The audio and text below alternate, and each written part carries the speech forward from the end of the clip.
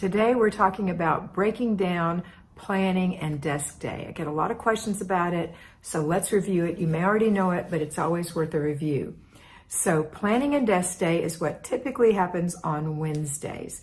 That's for those of us who are staying at home and not working a job. If you're working a job, planning and desk day is going to happen for you on Sunday afternoons. I find that to be the best date.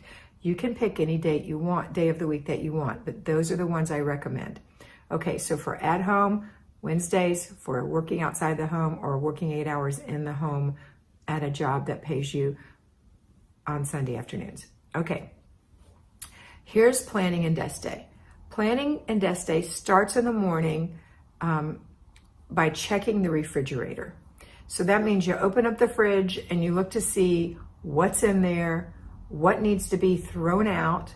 That one little pickle floating in there that's been floating for a month probably needs to go. The empty jelly jars. Also, things need to be wiped down if the kids have gotten in there and spilled jelly, or your husband or you. Wipe the jelly or the stickiness from whatever is in there. The milk tends to leave some white stuff. Yogurt sometimes will leave white stuff. So give that a little wipe with a warm cloth. And then organize things by type. So all your dairy together, all your leftovers together, all your lunch items, meats and things like that, cheese together, fruits together, vegetables together, juices together.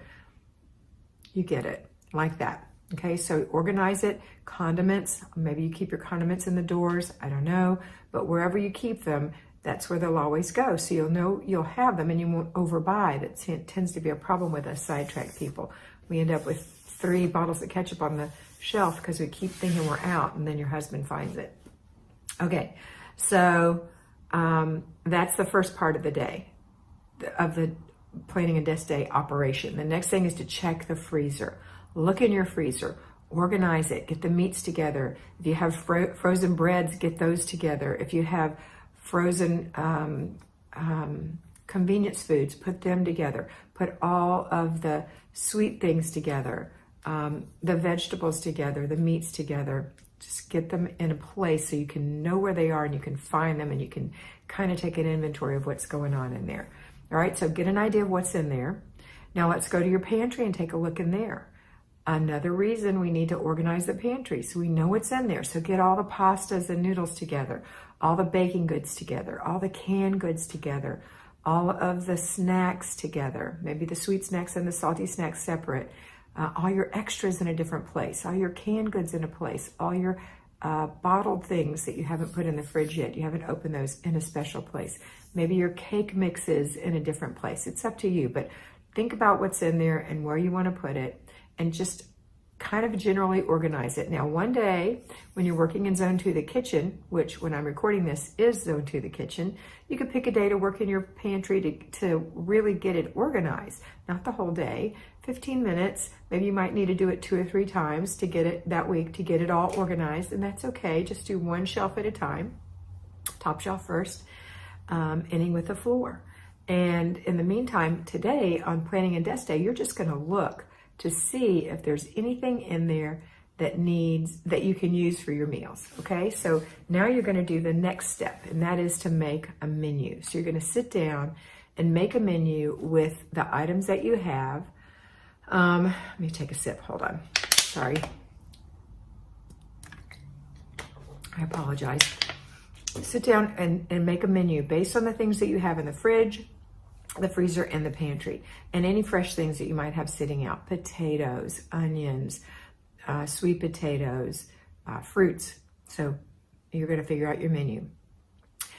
Basically, a menu for supper is going to have a starch, a vegetable, and a protein. It could be all in one thing. It could be all in a casserole, for example. Then you're going to have something for lunch, something for breakfast, and snacks. You're going to plan that all out because everyone's home all the time. Everyone wants to eat, but you need to eat healthy foods that you can control. And that's when the kids go in there and they say, there's nothing to eat. That's because you have to prepare it. And that might be helpful for you to slice up some fruits and vegetables and keep them in the refrigerator for them to grab. Have some pickles, have some individual apple sauces, things like that that they can just grab. I know kids, they want all kind of little snacky things. They want chips in a bag and roll-ups, and maybe you want to give them that once a day. It's up to you, but just make good choices so your kids can make good choices, and so that you can make good choices. A lot of people lose weight when they organize their home because they're no longer making poor choices, because everything's organized and they can see what they have and they feel better about it, and they feel better about themselves. All right, the next thing we're going to do is check our budget. What have you budgeted to use to buy groceries? So when you make your grocery list from that menu, because you're going to make the menu based on what you have, you're going to make the grocery list based on what you're missing to complete your menu. So maybe you need milk and eggs, and maybe you need lunch meat, or you need cheese, or you need bread. I may have already said that, but whatever, mayonnaise, maybe you need Swiss cheese, you need steak, or you need fish, or whatever it is. Make your menu, make your budget, your grocery list based on your menu and your budget. So if you go over when you make your grocery list, and you can see if you're going over if you put it in one of those programs like Walmart shopping program or a grocery shopping like Instacart. You don't have to buy it from them, but you can put it in there and use that tool that they have. It'll tell you how much approximately you're going to spend. And that way you can say, wow, I'm really over on mine, or I'm really right on target, or I'm really under. So look at your budget and look to see if you need to adjust something in your grocery list, and maybe adjust your menu. So maybe not, it's not the week for steak, or yes, this is the week for steak. Okay, next thing we're going to do is look at our budget again and see how we've been doing on the budget. And then forecasting for the rest of the month and the year. You're going to make sure that you've adjusted it, because nothing's in stone. Things move a little bit. So you might have to adjust it, which adjusts, say, the end result that you're going to have at the end of this year. Maybe you're going to have more money than you thought, maybe less. Do you have enough money for your vacation? Here's things that are in a budget. I have a savings account for vacation. I have a savings account for Christmas and birthdays. That's all together. That's 2 savings accounts. I have a savings account for savings, for household savings. I have a savings account for taxes.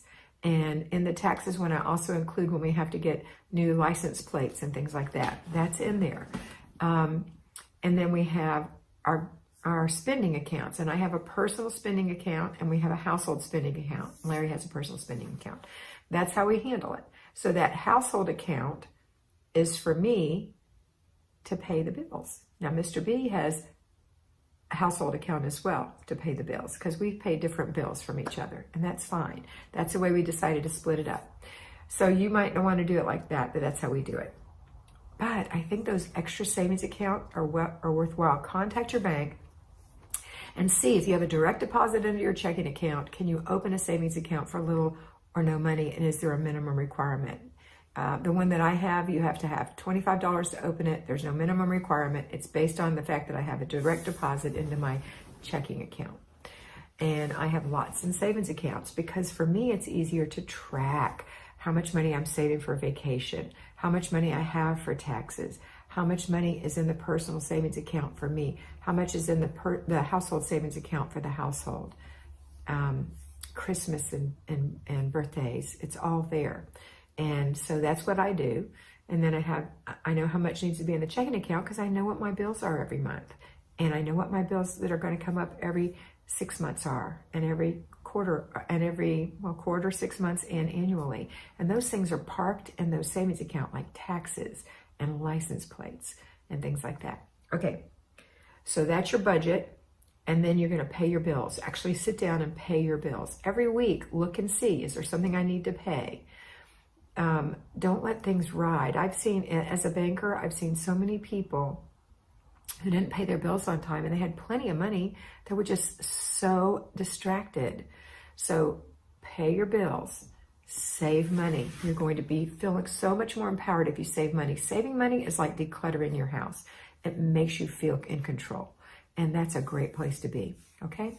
All right, so that's it for planning and desk day. Oh, the last thing is you have to plan your week. Get your planner out.